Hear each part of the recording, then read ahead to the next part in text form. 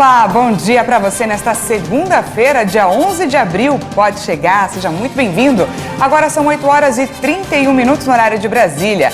Nesta edição falamos sobre o botijão de gás que ficou 5,5% mais barato para as distribuidoras.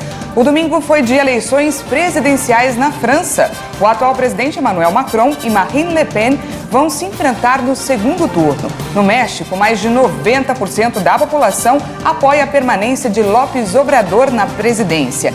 E a gente traz atualizações também sobre o conflito no leste europeu. A Ucrânia diz que bombardeios russos destruíram o aeroporto de Dnipro. E olha só, beneficiários do Auxílio Brasil vão começar a receber as parcelas de abril a partir desta quinta-feira, dia 14, começando pelo grupo que possui o número de inscrição social, o NIS, de final 1. O programa atende atualmente mais de 18 milhões de famílias que estão em situação de vulnerabilidade econômica e social, garantindo uma renda de pelo menos R$ 400 mensais. E a inflação do mês de março, medida pelo IBGE, foi a mais alta dos últimos 28 anos e superou todas as expectativas do mercado. A repórter Maria Clara Leite traz pra gente mais informações. A inflação de março foi puxada principalmente pelo grupo dos alimentos de consumo em domicílio e também pelo grupo dos transportes, que inclui aí, é claro, o valor dos combustíveis. Esse foi o maior resultado para o mês de março desde 1994, antes mesmo da implantação do real. De janeiro para cá, o indicador acumula alta de 3,20% e em 12 meses de 11,30%. A gente já teve o ano de 2021 uma inflação acima dos 2 dígitos, a gente vai fechar provavelmente 2022 com uma inflação acima do teto de 5% estabelecido pelo Banco Central, mas esperamos aí pelo menos uma inflação abaixo dos 2 dígitos, o que traz aí uma pressão maior para que o Banco Central, o Copom, continue aumentando a taxa de juros para os próximos meses para conseguir arrefecer esse impacto da inflação no bolso do consumidor. Olhando um pouco a inflação de março, nós temos alguns efeitos, né? Um dos principais é a guerra da Ucrânia, que trouxe aí uma pressão no preço dos combustíveis. Rússia e Ucrânia são importantes produtores de combustíveis no mundo, de petróleo, e isso acaba afetando bastante o preço de combustível, que foi o componente que apresentou maior nível de aumento. Outro componente importante é a parte de transportes, né? Passagens aéreas, transporte coletivo, tiveram reajustes, e isso também acabou aí pressionando a inflação para o mês de março. E por fim, alimentos. Lembrando também que Rússia e Ucrânia são importantes produtores de commodities, né, principalmente o trigo e o milho, embora o Brasil não importe diretamente da Rússia e sim da Argentina o trigo, mas a Argentina segue os preços internacionais e a gente acabou também tendo esse efeito da pressão dos preços de alimentos na inflação de março. Bem, mas os alimentos que tiveram destaque aí na inflação do mês de março foram a cenoura, que subiu mais de 31%, o tomate, que aumentou pouco mais de 27%, e alguns outros itens que também tiveram altas significativas, mas menores, que é o caso do leite longa-vida, o óleo de soja, as frutas e também o pão francês. E eu trago também boas notícias. O brasileiro deve começar a pagar menos pelo botijão de gás de 13 quilos daqui 1 ou 2 semanas. Isso porque o preço do produto ficou mais barato para as distribuidoras a partir deste sábado, após a Petrobras anunciar a redução do valor médio de venda do GLP na sexta-feira.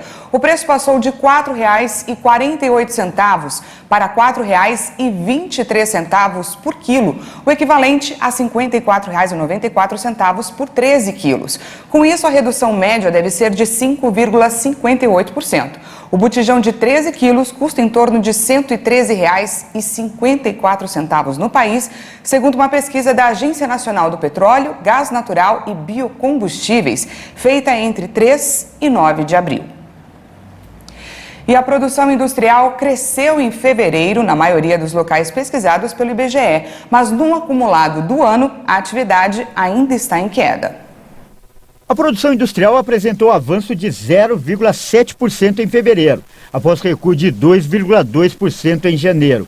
O índice registrou alta em 11 dos 15 locais analisados pela pesquisa industrial mensal. Os principais destaques do segundo mês do ano foram o Pará e Pernambuco. O Amazonas, Minas Gerais, Ceará, região Nordeste, Bahia, Goiás, Paraná, Santa Catarina e São Paulo completaram o conjunto de locais com índices positivos no mês. Já o Mato Grosso teve recuo mais intenso. Segundo o IBGE, o Pará se destacou principalmente pelo desempenho positivo do setor extrativo. Já a alta em Pernambuco é referente ao setor de alimentos, em especial o açúcar, e ao setor de outros equipamentos de transporte, com o aumento da produção de embarcações e peças para motocicletas. Já no acumulado do ano, houve queda em 9 dos 15 locais, com destaques para o Pará e Ceará. Os embarques de carne bovina in natura registraram um desempenho recorde para o mês de março. Segundo dados do Centro de Estudos Avançados em Economia Aplicada, neste mês foram exportadas mais de 169 mil toneladas do produto in natura, 6,48% a mais do que em fevereiro e um avanço de 26,6% em relação a março de 2021. Agora a gente traz atualizações sobre o conflito no leste europeu, que entra hoje no seu 47º dia.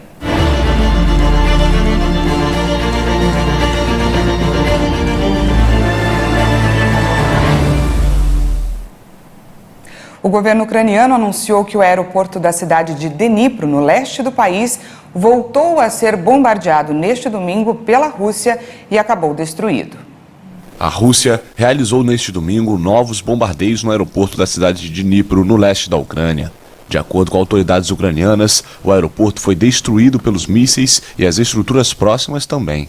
Kiev não detalhou o número de mortos ou feridos no ataque russo. O aeroporto de Dnipro já tinha sido salvo de um bombardeio russo em 15 de março, quando a pista ficou destruída e o terminal danificado. Dnipro é uma cidade industrial de 1 milhão de habitantes, atravessada pelo rio de mesmo nome e que marca o limite das regiões leste do país.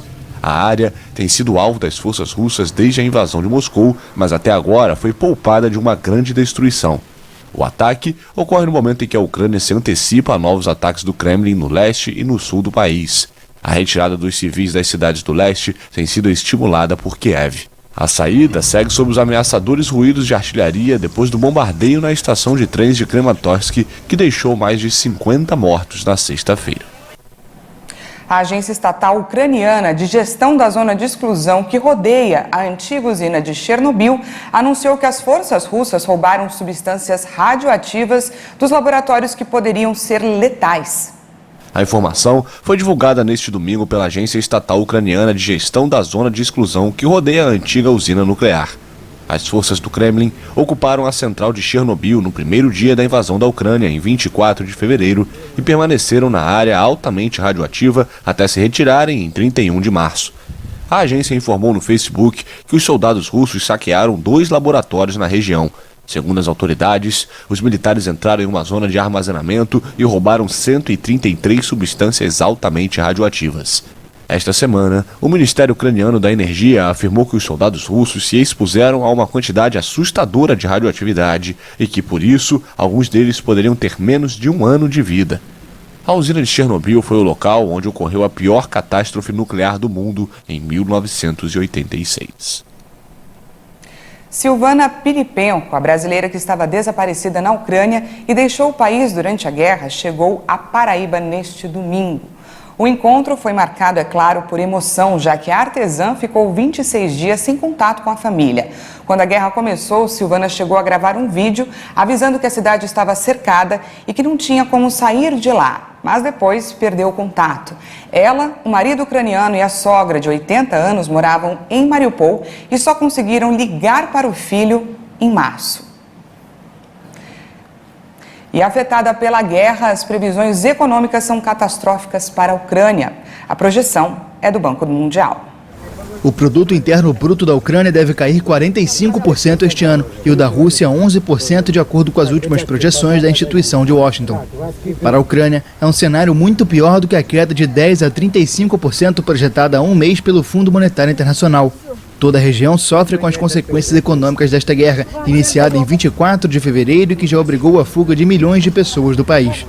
Somente no leste europeu é esperada uma queda de 30,7% no PIB, contra um crescimento de 1,4% esperado antes da invasão.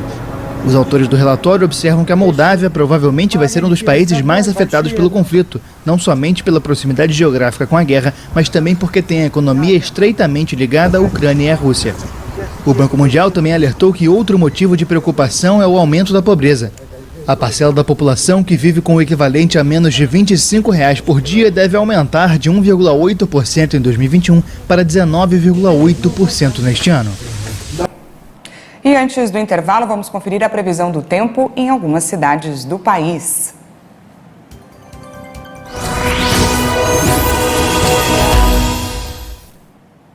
Em São Paulo, a mínima é de 18 graus e a máxima pode chegar aos 29 graus. Em Curitiba, no Paraná, o sol deve aparecer entre nuvens durante todo o dia. A temperatura mínima é de 15 graus e a máxima não vai passar dos 25 graus. Atenção, com previsão de pancadas de chuva no finalzinho da tarde.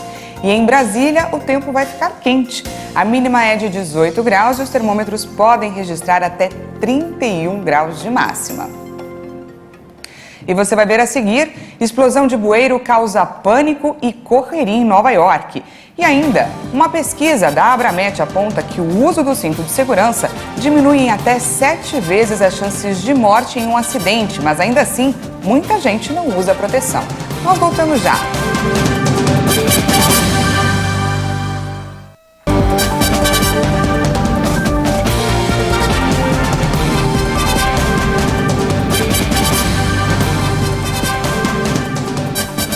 Seja bem-vindo de volta, estamos ao vivo, agora são 8 horas e 45 minutos no horário de Brasília. Uma explosão causou pânico e apreensão na Times Square, uma das principais ruas de Nova York, nos Estados Unidos. Centenas de pessoas correram após ouvir um barulho muito forte causado pela explosão de 3 bueiros. Imagens divulgadas por internautas nas redes sociais mostram turistas e nova-iorquinos correndo em direção à escadaria da Times Square, enquanto caminhões de bombeiros iam no sentido contrário. Muitos corriam sem saber o motivo. A polícia de Nova York declarou que não há informações de feridos após as explosões. Os agentes também fecharam a área na região para investigar o caso. Na França, o atual presidente Emmanuel Macron e a extremista de direita Marine Le Pen vão se enfrentar no segundo turno das eleições presidenciais marcado para o dia 24 de abril.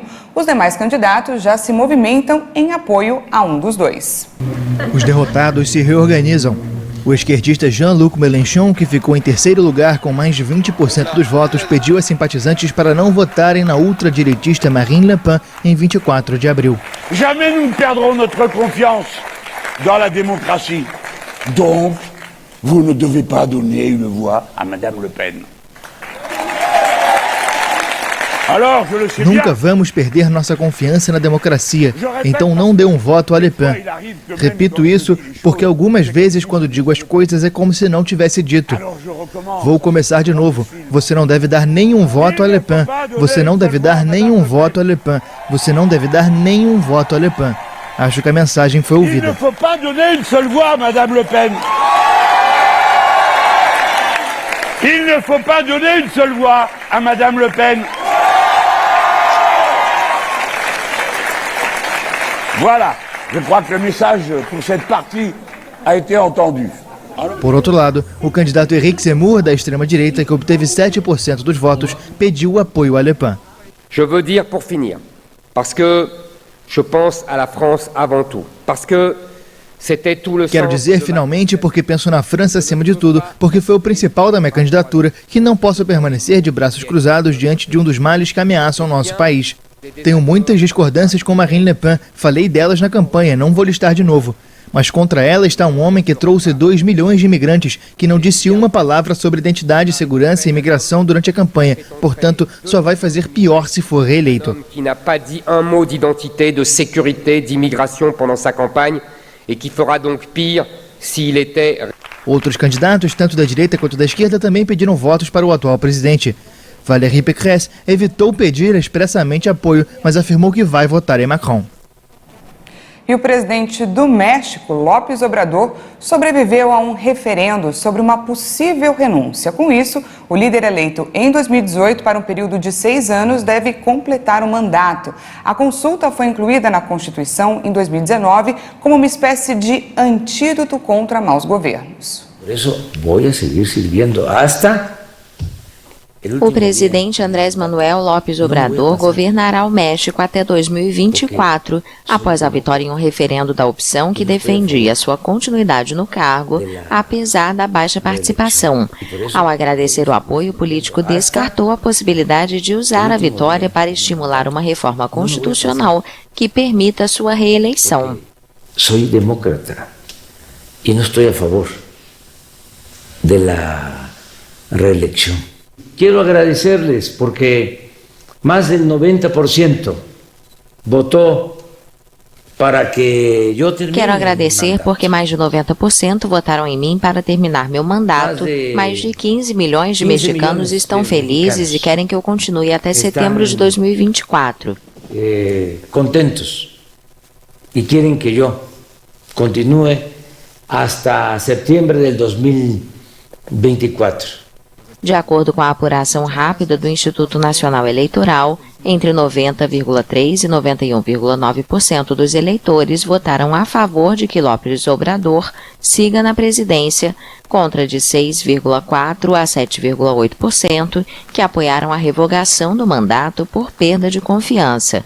A consulta, inédita no México, não atingiu a barreira para ser considerada vinculante, que era da participação de 40% das pessoas registradas para a votação.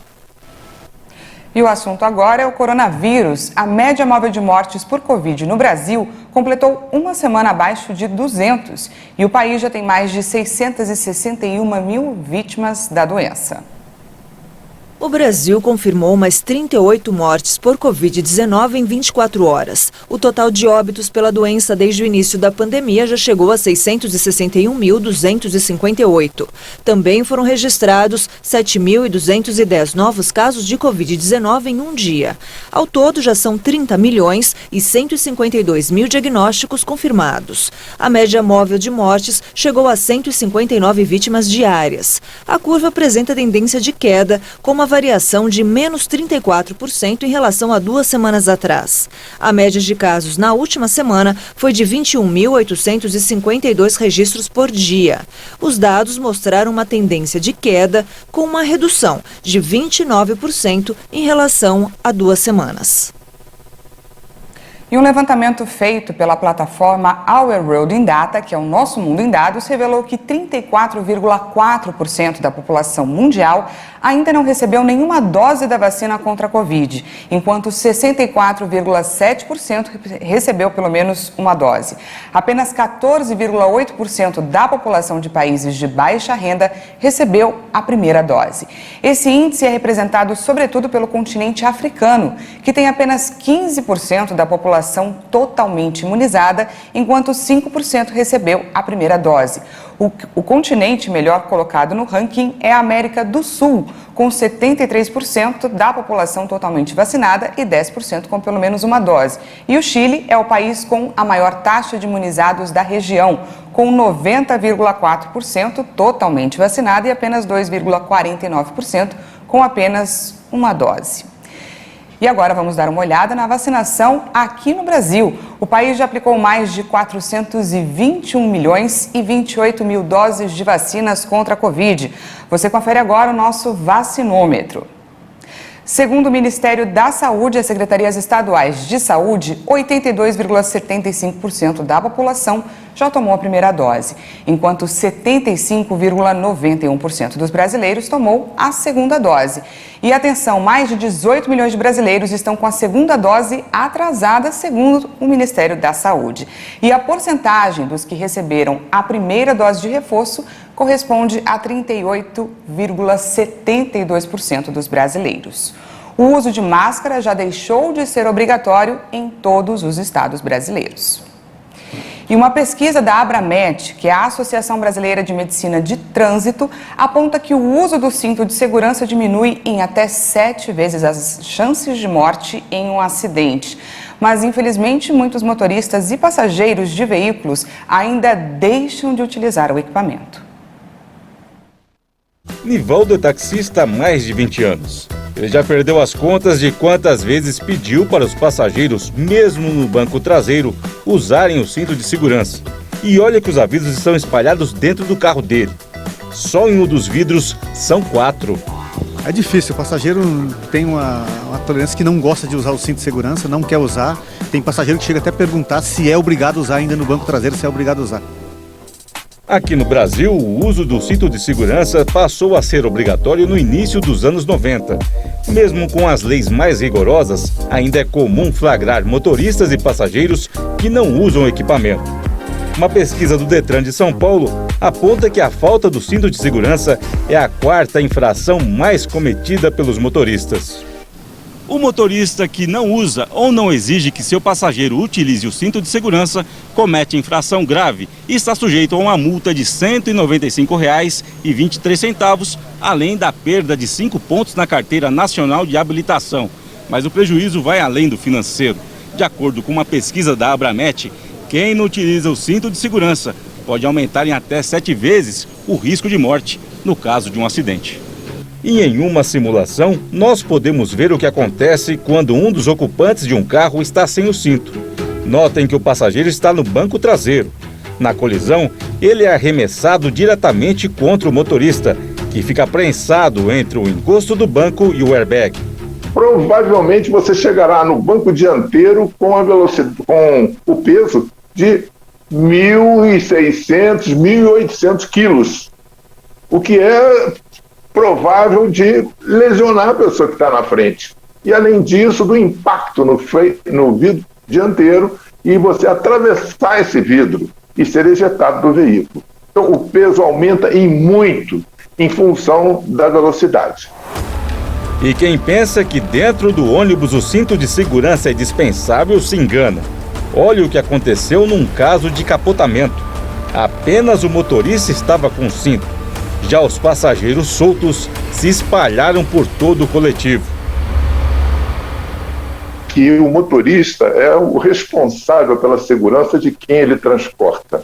Então é necessário que ele exija que a pessoa que está entrando no seu veículo utilize o cinto de segurança. E ele só dê partida ao veículo após o indivíduo afivelar o cinto de segurança. No táxi do seu Augusto, o cinto é obrigatório. Entrou, tem que colocar. O passageiro, ele nos transmite segurança também, porque se vai atrás de mim, eu dou uma brecada, ele está sem cinto, quem é o para-choque sou eu, quem vai aguentar o tranque sou eu.